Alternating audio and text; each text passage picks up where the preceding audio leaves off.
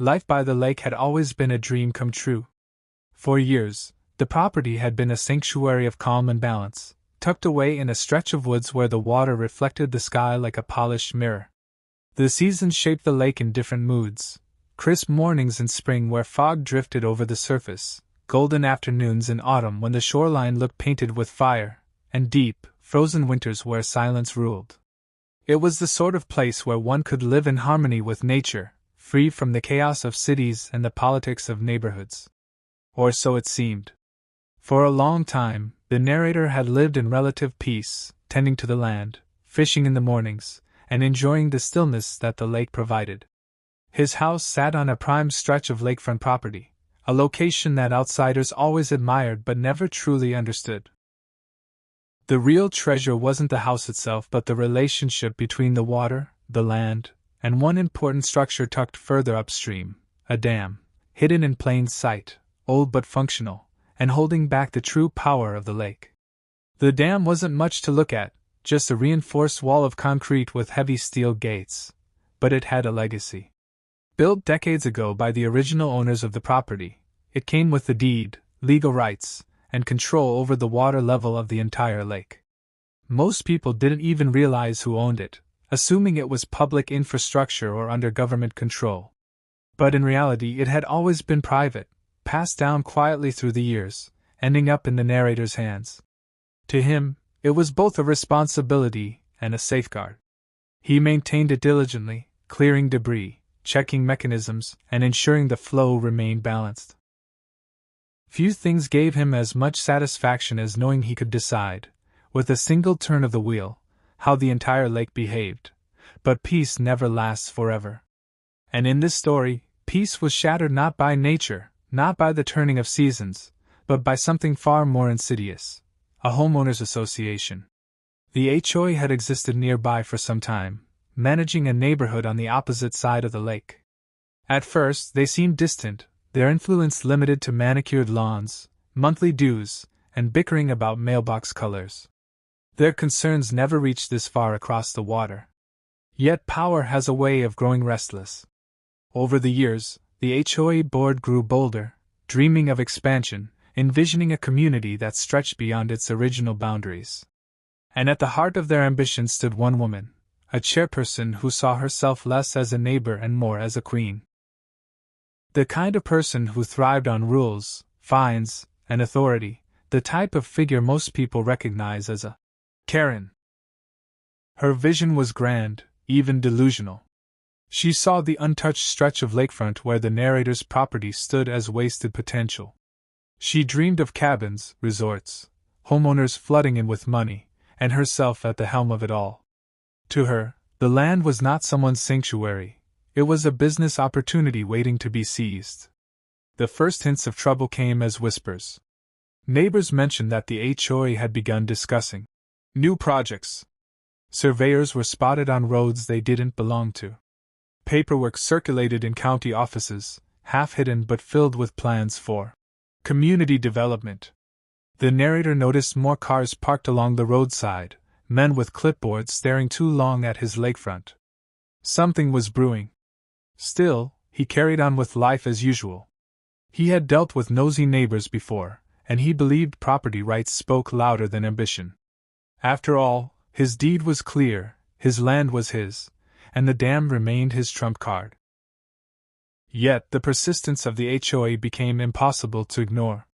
Soon, official letters began to arrive, written in legal jargon but dripping with entitlement. The HOA claimed they had jurisdiction over the lake, that they intended to enhance it for the benefit of the community, and that his property was subject to adjustments. At first, he laughed at the absurdity. An HOA cannot simply claim land it doesn't own. But laughter gave way to irritation as the letters escalated. What began as polite notices turned into threats, fines, citations, claims of noncompliance with rules he had never agreed to. The HOA accused him of restricting community access to the lake, ignoring the reality that the lake itself had always been private, bound by the dam and his family's stewardship. The Karen at the helm became relentless. Meetings were held where she painted him as selfish, standing in the way of progress. She rallied the HOA members, promising them a future of rental cabins, shared profits, and prestige. To her, his land was not an individual's right, it was an obstacle to be bulldozed. By the time construction trucks began showing up, the narrator knew this was no idle threat. Stakes had been driven into the ground near his boundary lines, as though the HOA had already claimed ownership. Cabins were being advertised before foundations had even been poured. The arrogance was staggering, as if paperwork and sheer willpower could override reality. Through it all, the narrator remained silent. He let them talk, let them scheme, and let them believe they were winning. Because while they obsessed over cabins and profits, they remained blind to the one fact that would eventually decide everything: they did not own the dam. And without control of the dam, they did not own the lake. But at this stage, the HOA believed themselves untouchable. Their power grew louder, their presence more disruptive. They harassed him with constant notices, harped on imaginary violations, and trespassed onto his land with a sense of entitlement that burned like salt in an open wound. They laughed in community meetings about how the cabins would bring in tourism revenue. They made promises to investors, contracts that assumed water rights they did not hold. And at every step, Karen stood at the center, smiling with smug certainty. The narrator, however, kept a different smile hidden. It was the kind of smile that comes from knowing something the enemy does not. Every insult, every intrusion, every new cabin staked into his soil only pushed him closer to the moment he had been waiting for. He knew the power of patience. He knew the value of silence. And most importantly, he knew the force of water once unleashed. For now, he kept tending to his dam. Every week, he oiled the gears, inspected the gates, and tested the mechanisms. The HOA thought him a recluse, an old fool wasting time on an outdated structure. They did not realize that with a single decision, he held the ability to erase their grand vision in an instant. The season shifted as construction continued. Spring turned to summer, and the cabins began to rise like weeds. The HOA boasted of future profits, throwing gatherings where they congratulated themselves on their success. They announced that the lake would soon be a hub of recreation, ignoring the fact that they had built on land that was never theirs. They overlooked deeds, rights, and history because greed had blinded them. But the narrator had not forgotten. He knew every stone of the property, every line of the paperwork, every bolt of the dam. And as the cabins multiplied, so too did his resolve. What the HOA had not yet learned, but soon would, was that arrogance can only stretch so far before it snaps. And as summer gave way to autumn, with cabins nearing completion and investors circling like vultures, the narrator decided the time for silence was coming to an end. He would not yell, he would not argue, he would not stoop to their petty fines and false claims. He would show them the truth in the only way that mattered. The dam waited. And with it, so did he. Autumn arrived with the sound of hammers and the sight of trucks rumbling across once quiet roads.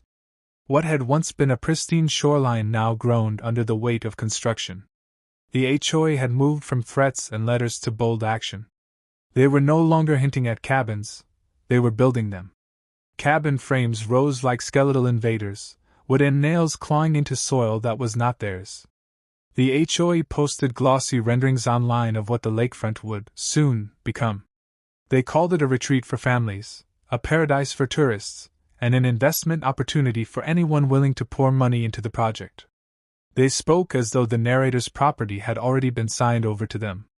Karen, the self-appointed queen of the HOA, paraded around the construction sites with a clipboard in hand.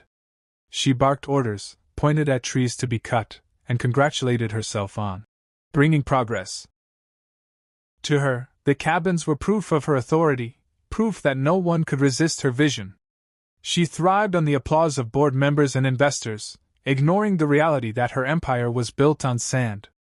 The harassment grew worse. Notices arrived daily, absurd in their demands.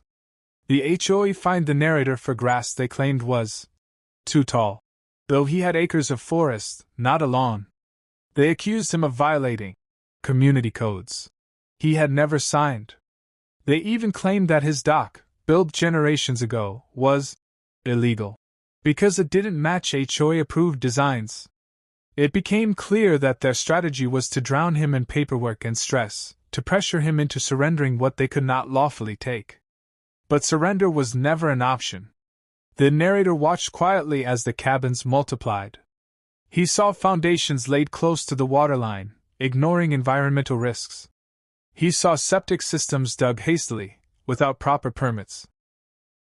He saw wood treated poorly, corners cut in the rush to expand.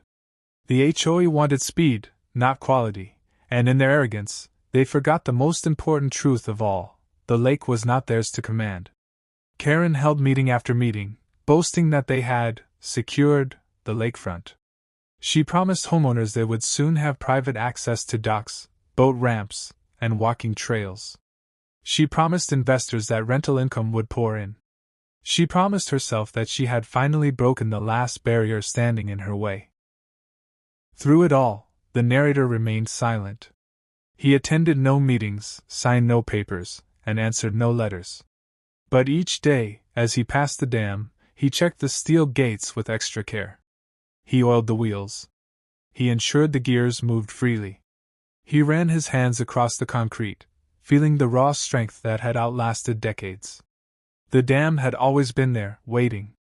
As winter approached, the cabins neared completion. Some were already furnished, with lights glowing through windows at night. The HOA had even begun renting a few, boasting about holiday getaways by the lake. Families arrived, excited for their retreats, unaware that they were standing on stolen ground. The narrator felt a growing fire inside him. It wasn't anger, though anger simmered at the edges. It was something sharper: resolve. Each nail driven into the soil was another insult, another claim to something that was not theirs. The HOA believed themselves unstoppable, but they had forgotten one thing. Water does not forgive arrogance. The lake lay calm under the winter sky, its surface frozen in parts, its depths waiting. The cabins stood proud along the shore, fragile against forces they could not see. And as the year drew to a close, the narrator decided that the time for patience was ending. The HOA thought they had won. But their empire was built on a lake they did not control. And winter would soon give way to spring, when water would rise, when snowmelt would swell the dam, and when nature would provide the narrator with the perfect moment to act. The HOA's ambition had reached its peak. And soon, it would come crashing down. Spring arrived with heavy rains. The lake swelled, its edges creeping higher, its currents pressing harder against the dam. To most, it was a natural shift of seasons. To the narrator, it was opportunity. The power of water was greatest when snow melt and storms combined, and this year, nature had gifted him the perfect storm. The HOA continued its parade of arrogance.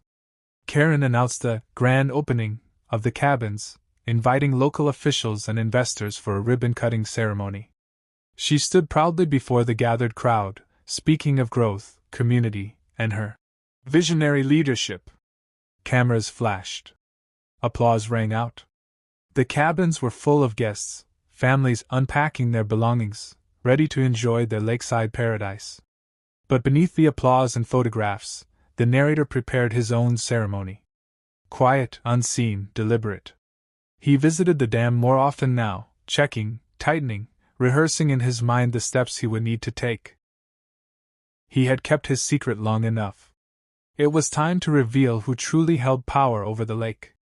The breaking point came when HOA contractors trespassed directly onto his land, cutting down trees without permission.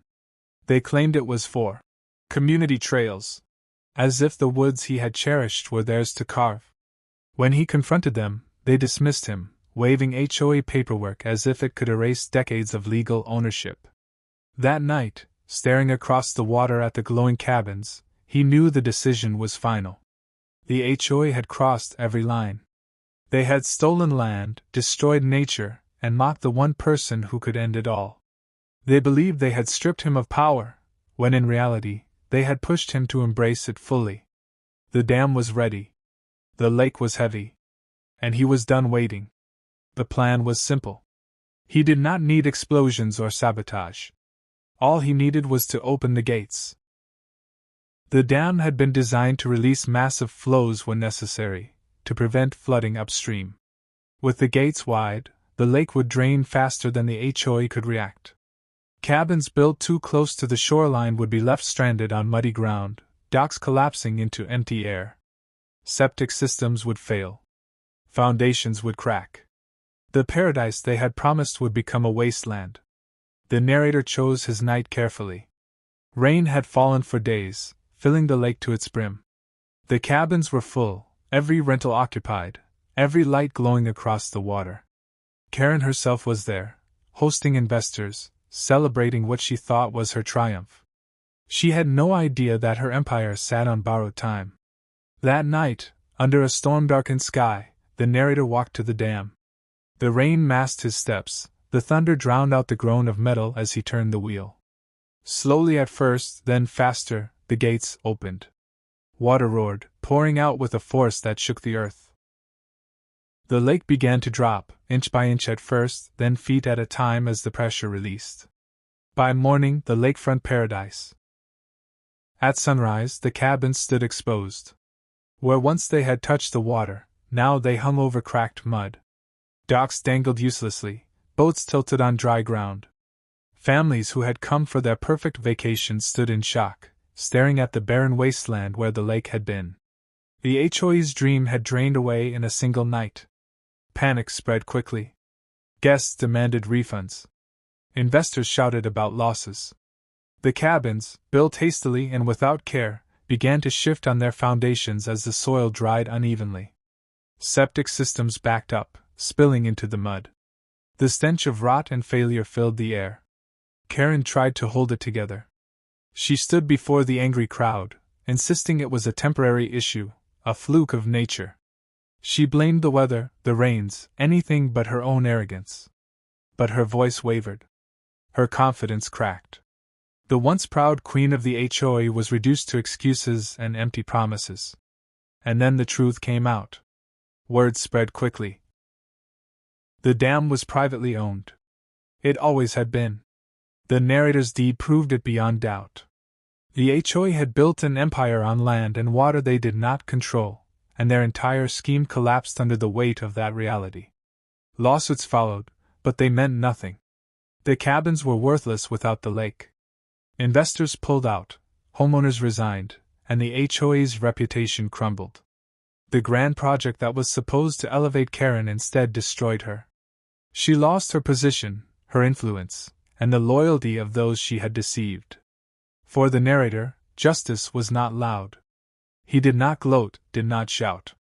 He simply stood by the lake, watching as it slowly returned to